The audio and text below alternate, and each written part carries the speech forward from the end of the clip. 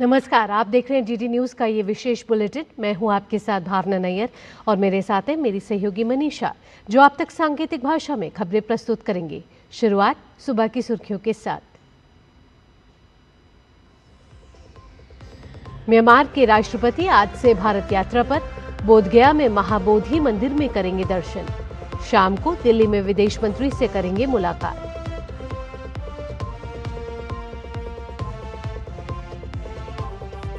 भारत पाकिस्तान सीमा पार से हथियारों की तस्करी मामले में एनआईए का 4 राज्यों में एक साथ तलाशी अभियान। कई डिजिटल डिवाइस जब्त, आगे की जांच जारी।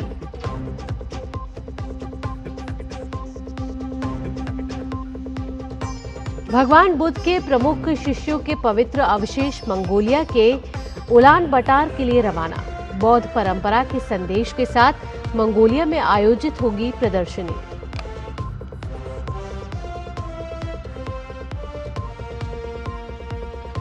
ईरान को लेकर ट्रंप की सिचुएशन रूम बैठक बिना किसी घोषणा के हुई समाप्त। ईरान शांति समझौते पर सस्पेंस बरकरार।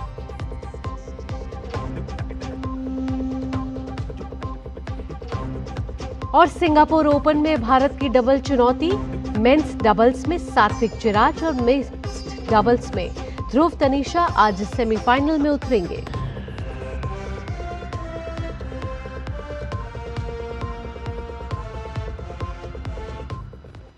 अब खबरें विस्तार से।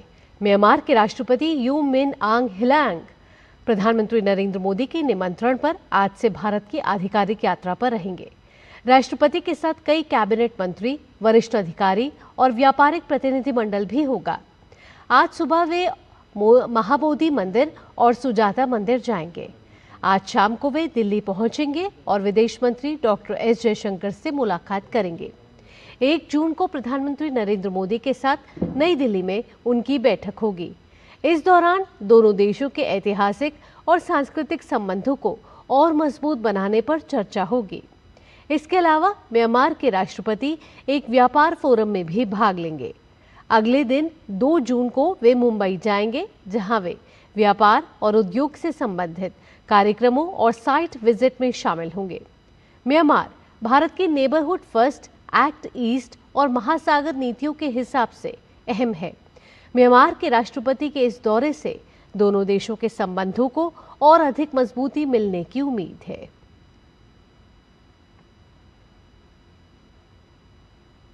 राष्ट्रीय जांच एजेंसी एनआईए ने एक बड़ी कार्रवाई करते हुए पाकिस्तान से हथियारों और आईईडी तस्करी के मामले में 12 जगहों पर तलाशी अभियान चलाया। इस दौरान उत्तर प्रदेश में 4, राजस्थान और बिहार में 2-2 जगह और महाराष्ट्र में 3 जगहों पर तलाशी ली गई। तलाशी के दौरान कई डिजिटल उपकरण जब्त किए गए, जिनकी फॉरेंसिक जांच की जाएगी, ताकि इस मामले में रची गई पूरी आतंकी साजिश का पर्दाफाश किया जा सके। इस मामले की शुरुआत इस साल फरवरी में अमृतसर में हुई थी, जब स्पेशल ऑपरेशन सेल ने एक आरोपी को गिरफ्तार किया था।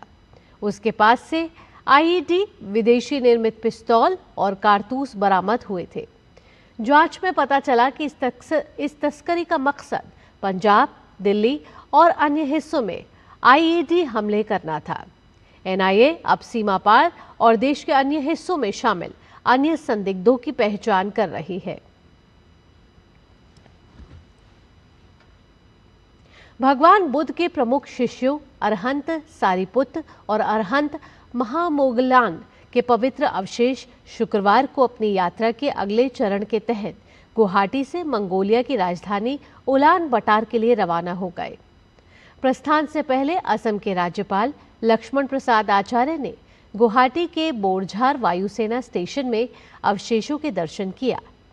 दरअसल अरहंत सारिपुत्र और अरहंत महामोगलान भगवान बुद्ध के सबसे प्रमुख शिष्यों में माने जाते हैं। उनके पवित्र अवशेष बौद्ध समुदाय के लिए विशेष आस्था का केंद्र है और इन्हें विभिन्न देशों में श्रद्धालुओं के दर्शनार्थ के लिए ले जाया जा रहा है। यह यात्रा अवशेषों के अंतर्राष्ट्रीय दर्शन एवं प्रदर्शनी कार्यक्रम का हिस्सा है। डिजाइन लिंक्ड इंसेंटिव यानी कि डीएलआई इलेक्ट्रॉनिक्स और सूचना प्रौद्योगिकी मंत्रालय द्वारा शुरू की गई डीएलआई यानी डिजाइन लिंक्ड इंसेंटिव योजना के बेहतर परिणाम नजर आने लगे हैं। सूचना प्रौद्योगिकी मंत्री अश्विनी वैष्णव ने एक्स पर तस्वीरों के साथ जानकारी साझा करते हुए बताया कि नेत्रा सेमी ने उन्नत 12 एनएम नोड पर भारत का पहला edge AI system on chip Netra A2000 design किया है। यह माइक्रोचिप निगरानी, ऑटोमेटिव, रोबोटिक्स, ड्रोन आदि के लिए स्मार्ट विजन उपकरणों को और भी ज्यादा एडवांस करेगा।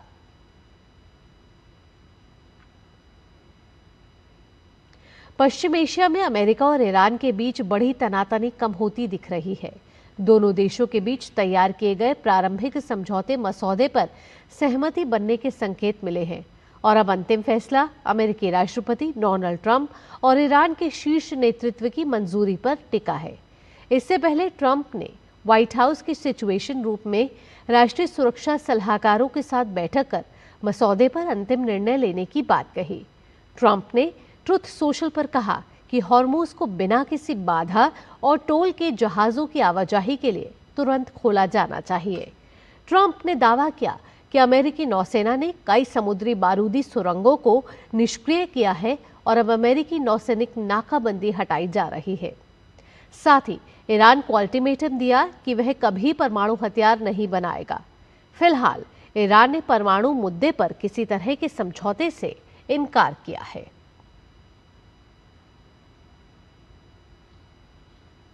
भारत के स्टार बैडमिंटन खिलाड़ियों के लिए आज सिंगापुर ओपन सुपर 750 टूर्नामेंट का दिन बेहद अहम रहने वाला है।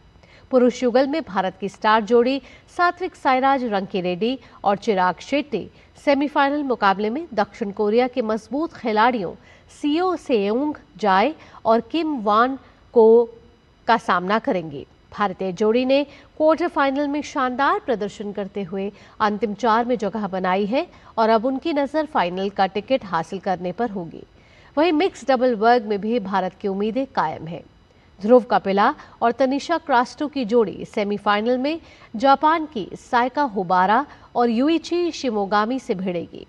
भारतीय जोड़ी ने पूरे टूर्नामेंट में बेहतरीन खेल दिखाया है और पहली बार किसी बड़े सुपर 750 टूर्नामेंट के फाइनल में पहुंचने का लक्ष्य लेकर कोर्ट पर उतरेगी। दोनों मुकाबलों में भारतीय बैडमिंटन प्रशंसकों की नजरें टिकी होंगी क्योंकि आज भारत के पास सिंगापुर ओपन में 2 फाइनल टिकट हासिल करने का शानदार मौका है।